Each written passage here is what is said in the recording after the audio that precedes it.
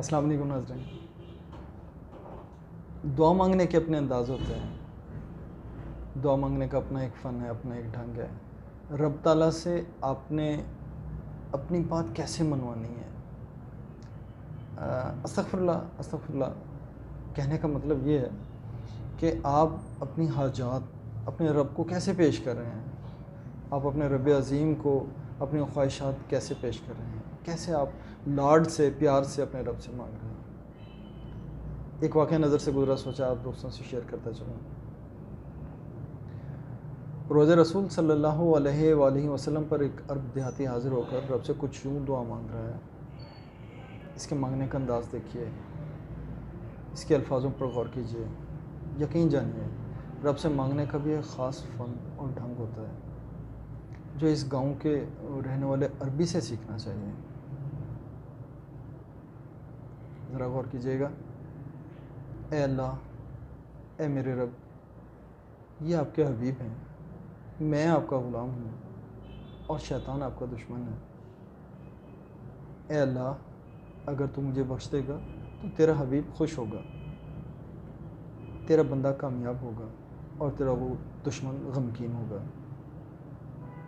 اے میرے مولا، اگر تو نے مجھے بخشش نہیں کی تو تیرا حبیب غمگین ہوگا، تیرا غلام ناکام ہوگا اور تیرا دشمن خوش ہوگا۔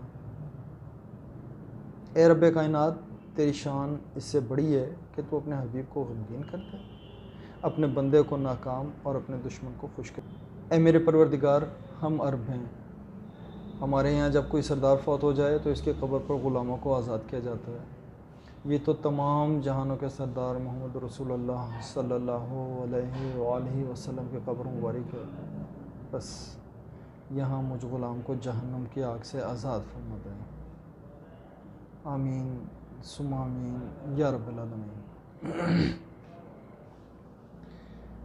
لکھنے والے نے لکھا، جب میں نے یہ دعا سنی تو دنگ رہ گیا، پھر میں نے ان سے بات کرنا چاہی، میں نے انہیں اپنی عمر بتائی اور ان سے ان کی عمر پوچھی تو معلوم ہوا وہ 95 برس کی عمر کے ہیں۔ ان کی عمر اس وقت 95 برس ہے اور ان کی والدہ محترمہ کا انتقال 105 برس کی عمر میں ہوا تھا۔ میں نے ذرا ہچکچاہٹ سے پوچھا، اچھی صحت اور طویل عمری کا راز تو بتائیں۔ کہنے لگے، بس بیمار نہ پڑو۔ میں نے کہا، یہ تو ہمارے بس کی بات نہیں ہے۔ ہنستے ہوئے کہنے لگے، بس کی بات ہے۔ میں نے کہا، آپ بتائیں، میں ضرور عمل کروں گا۔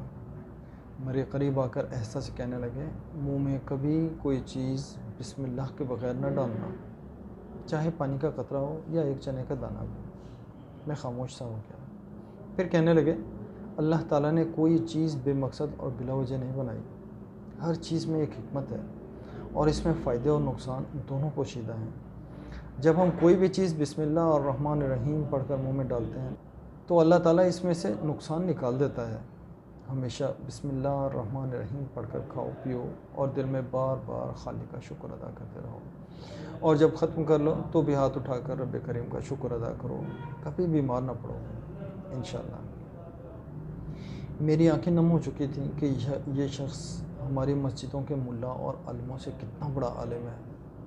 خیر، دیر ہو رہی تھی، میں سلام کر کے اٹھنے لگا تو میرا ہاتھ پکڑ کے کہنے لگے، کھانے کے حوالے سے آخری بات بھی سنتے جاؤ۔ میں جی کہہ کر دو زانوں ادب سے پھر بیٹھ گیا۔ کہنے لگے، اگر کسی کے ساتھ بیٹھ کر کھانا کھا رہے ہو تو کبھی بھول کر بھی پہل نہ کیا کرو، چاہے کتنی ہی بھوک لگی ہو۔ پہلے سامنے والے کی پلیٹ میں ڈالو اور جب تک وہ ایک لقمہ اپنے منہ میں نہ رکھ لے تم کبھی شروع نہ کرنا۔ میری ہمت نہیں پڑی تھی کہ اس کا فائدہ پوچھوں، لیکن وہ خود ہی کہنے لگے کہ یہ تمہارے کھانے کا صدقہ ادا ہو گیا اور ساتھ ہی اللہ بھی راضی ہو جائے گا کہ تم نے پہلے اس کے بندے کا خیال کیا۔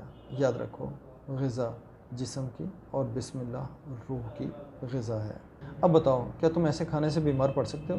میں شرمندگی میں ڈوبا وہ بے ساختہ ان کے چہرے پر اپنے دونوں ہاتھ رکھ کے جانے کی اجازت لے کر تیزی سے جانے کے لیے مڑا کہ دین کی چھوٹی چھوٹی باتوں سے ہم اور ہماری اولادیں کتنی محروم ہیں۔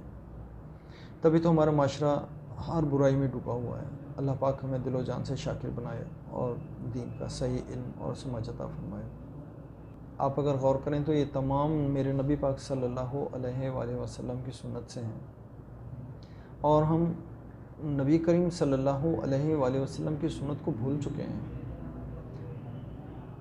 ہماری آج کی بڑھتی ہوئی بیماریاں، بلکہ اگر میں یوں کہوں کہ لا علاج امراض میں ہم مبتلا ہو چکے ہیں، اس کی بنیادی وجہ سنت رسول سے ہٹ جانا ہے۔ ہم نے آج نبی کریم صلی اللہ علیہ وآلہ وسلم کی سنتوں کو بھلا دیا ہے۔ سیدھے ہاتھ سے کھانا، بسم اللہ الرحمن الرحیم پڑھنا، لقمے کو چبا کر کھانا، آہستہ آہستہ کھانا، کھانا کھانے کے شروع میں اور درمیان میں پانی پینا۔ میرے نبی پاک صلی اللہ علیہ وآلہ وسلم نے جو اسوہ حسنہ ہمیں دی ہے، جو ہمیں